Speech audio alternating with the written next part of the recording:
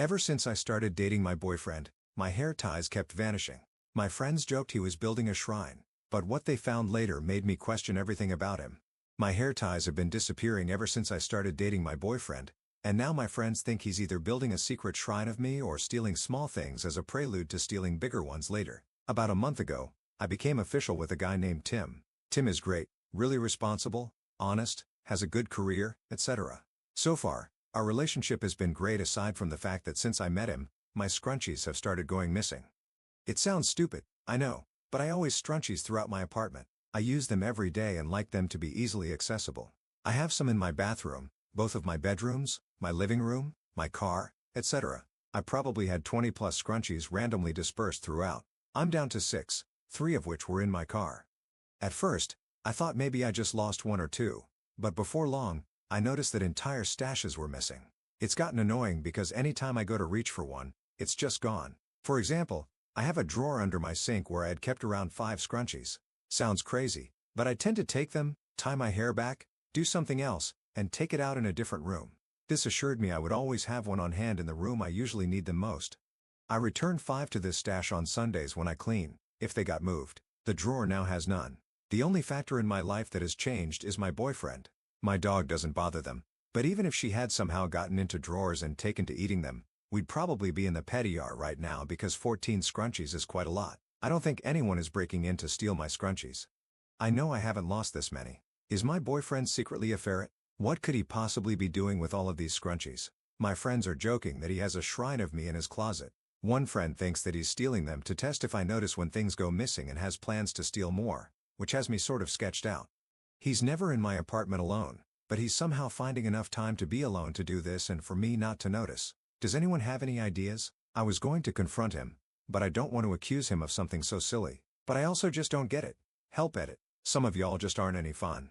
Obviously, no one but him knows. I just wanted to preemptively prepare myself for reasons as to why he could be doing this. Also, it's just kind of funny, so I wanted to share. I thought the way this was written would kind of show that, but some people are taking it way too seriously.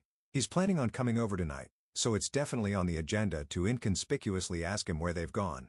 At this point, if he says he doesn't know, I'm just going to set up a camera because, he's lying and needs to be called out. Or, B, someone unwelcomed is in my apartment stealing my stuff. Someone asked if it could be my dog, but I've pulled my couch out since this started happening.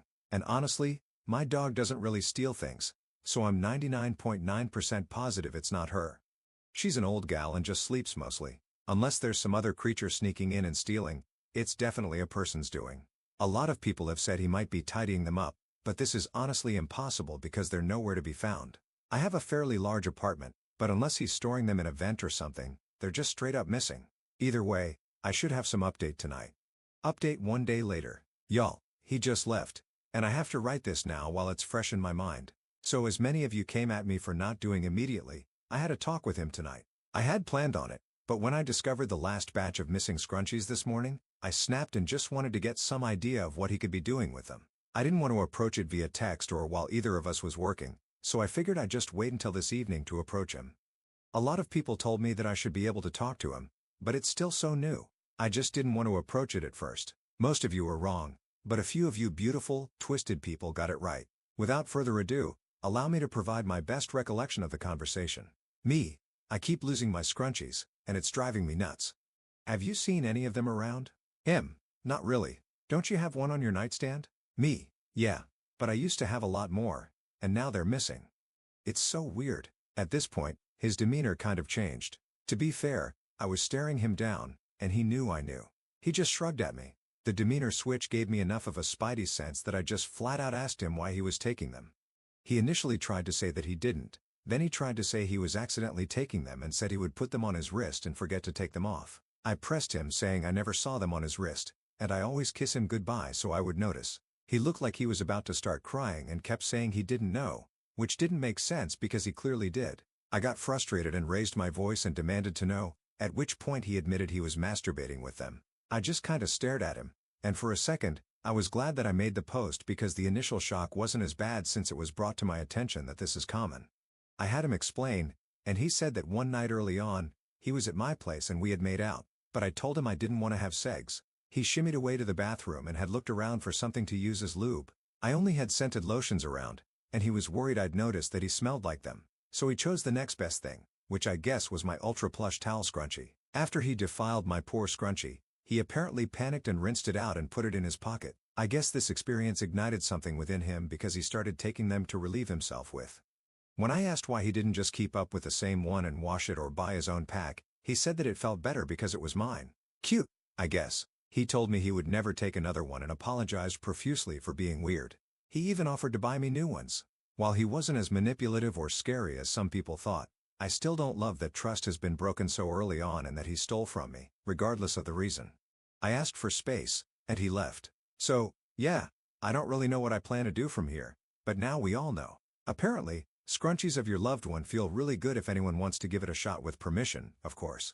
Top/relevant comments. Commenter: Girl, please tell me you're going to break up with a scrunchy screwer. Ops response: You already know that this is how he will forever be remembered in the group chat. Unfortunately, men always do crazy things to me, and I'm known as the girl who dates the crazy men. We now have bodies in the river guy, laxatives in your pasta guy, squirrel guy, and our newest addition, the scrunchy screwer.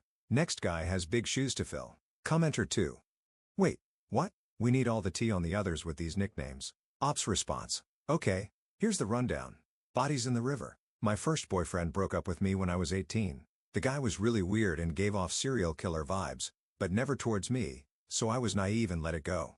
Right before we broke up, he talked about killing his dad and coworkers. He said he was a sociopath and never even loved me, was just used to me. I gingerly ended things and called the police. He also hit me around this time, which was a no-go for me. One specific thing that happened was us going to walk around a river in our city, and he said something to the effect of, I wonder how many bodies are in there. Bet a lot of people went missing, ended up in there, and were never found. Laxatives in your pasta guy. I dated this guy a year later. It started off weird because he pressured me into dating him by walking girls around my work. I worked at a coffee shop and telling me how in demand he was and how valuable his time was. I, again, was naive and dated him. He started cooking for me a few months in, which I thought was cute, but I was constantly sick, and he would gaslight me and tell me I wasn't actually sick, just being dramatic. I ended up going to a doctor who evaluated me for an eating disorder and accused me of taking laxatives all the time based on the symptoms I had shown. I told him I never did that, and he started evaluating me for domestic abuse. Turns out the guy was putting laxatives in my food to make me sick. Don't know why, but I recently met his other ex-girlfriends who had the same symptoms, so he's still going strong. He also bought me a vape and encouraged me to start vaping, telling me it was zero nicotine juice. I found the bottle, and it was actually salt nicotine and was super high. I can't remember the dosage, but definitely not zero. He just liked getting people to ingest things, I guess. This guy still trash talks me to all of our hometown, which people are happy to tell me about to this day. Squirrel guy. I have a deeper recount of this on my page since it was sort of recent. This is also the left me behind in a mass shooting guy. Just to touch on both of those, I helped an injured squirrel, and this guy sat me down with his father who degraded me and called me names because of it. We were also at a place where a mass shooting took place, and he took off and pushed me away from him when I tried to catch him. All in all, I'd choose some winners. I could probably make some great viral TikToks with all of the stories I've gathered, but these are some of the best. Commenter 3. Well, scrunchy screwer seems like a real catch in comparison. Ops response: It progressively gets better. You just gotta keep going or not, and maybe get a cat.